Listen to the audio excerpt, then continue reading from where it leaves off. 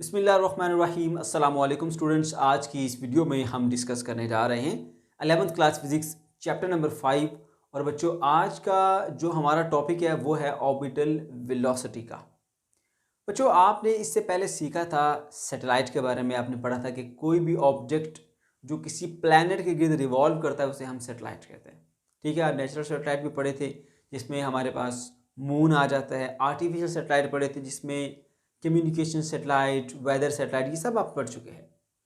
अब हमने एक ऐसा मैथमेटिकल रिलेशन ड्राइव करना है जिसकी हेल्प से हम इन सैटेलाइट की वेलोसिटी को कैलकुलेट कर पाएंगे।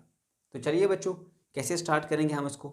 ये है जी हमारे पास अर्थ। हम मान लेते हैं कि एक सैटेलाइट है जो कि इसके अराउंड ऐसे घूम रहा है, और जिस ऑर्बिट के अंदर वो घूम रहा है उसका जो ऑर्बिटल रेडियस है वो RO है, या R0 कह लें इसको आप। ठीक है, ओके। अब इसके अंदर दो बॉडीज हैं। एक बॉडी है हमारे पास अर्थ, उसका मास लिख लेते हैं, मास ऑफ अर्थ वो क्या है आपके पास, कैपिटल M, और साथ छोटा सा E लिखते हैं। ठीक है, दूसरा हमारे पास बॉडी जो है वो ये सैटेलाइट है, उसका मास भी लिख लेते हैं, मास ऑफ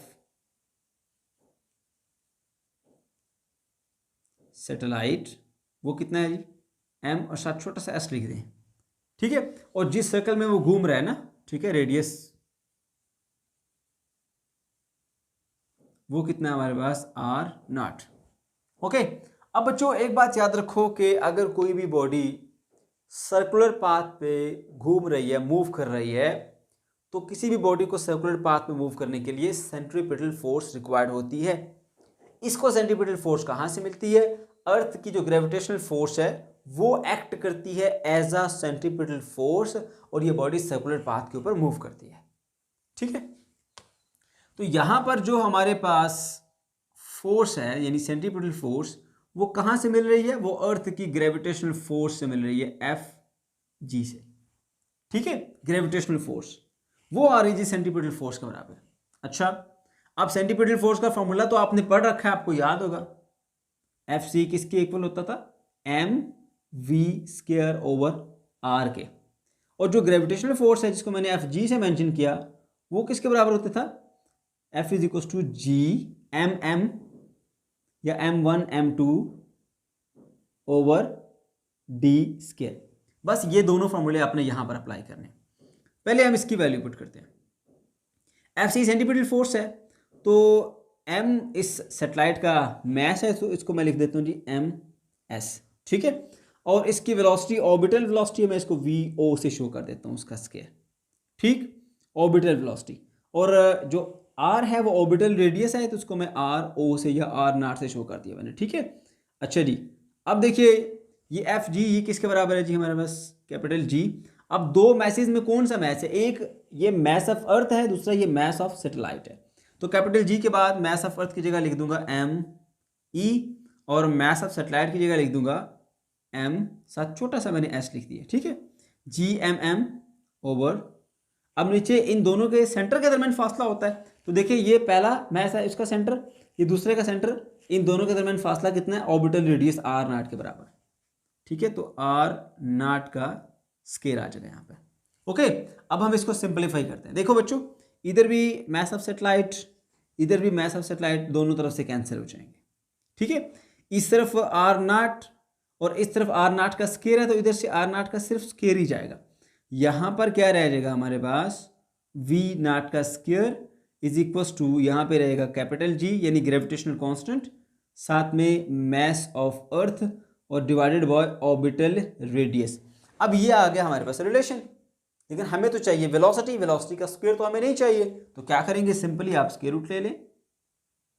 इधर आपने स्क्वायर रूट ले लिया इसका, इधर भी स्क्वायर रूट ले लिया, GME डिवाइडेड बाय R0। अब ये स्क्वायर इससे कट जाएगा, आपको क्या मिलेगा? V0 is equal to square root of GME over R0। तो ये बच्चों हमारे पास आ जाता है जी इसका मैथमेटिकल रिलेशन। अब बच्चों ये मैथमेटिकल रिलेशन हमें क्या बताता है, जरा गौर से देखिए। ये बताता है कि ये जो ऑर्बिटल वेलोसिटी V है, ये मास ऑफ द सैटेलाइट पे डिपेंड नहीं करती। देखिए आपको कहीं पर भी मास ऑफ सैटेलाइट यानी एमएस नज़र नहीं आ रहा होगा। ये डिपेंड अगर करती है तो उस प्लैनेट के मास पे डिपेंड करती है, जिस प्लैनेट के अराउंड इसने घूमना है। जैसे हमारे पास यहाँ पर अर्थ है तो हम मास ऑफ अर्थ की बात करेंगे।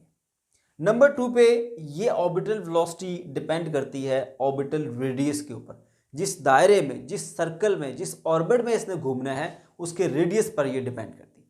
अच्छा, अब क्योंकि हमने अर्थ पे रहना है तो अर्थ की ही बात करेंगे। ठीक है, हम अर्थ को फिक्स कर देते हैं। ये जी हमारा एक प्लैनेट है जिसके अराउंड सैटेलाइट जो है वो घूमेंगे। ठीक है, तो अर्थ का मास जो है वो कम या ज़्यादा तो नहीं होता, एक जैसा रहता है। समझ गए? अच्छा, अर्थ का मास एक जैसा रहता है तो हम कह सकते हैं कि ये जो मास ऑफ अर्थ है ना ई, ठीक है, अंडर रूट समेत कह लें उसको। ठीक है, और साथ में फैक्टर जी वाला भी दोनों, ये दोनों, क्योंकि ये ग्रेविटेशनल कांस्टेंट है। ठीक है, और ये मास ऑफ अर्थ ये भी कांस्टेंट है। क्यों कांस्टेंट कहते हैं? जो चीज़ तब्दील ना हो, जिसमें चेंजिंग ना आए। तो अब ये मास ऑफ अर्थ कम ज़्यादा थोड़ा ही होगा, ये सेम रहता है, इसको कांस्टेंट कहेंगे हम। ये ग्रेविटेशनल कांस्टेंट है जी, ये भी कांस्टेंट है, तो ओवरऑल इस टर्म को हम मान लेते हैं ये कांस्टेंट। ठीक है, तो फिर हमारे पास ये रिलेशन कुछ इस तरह से आ जाएगा, V naught is equals to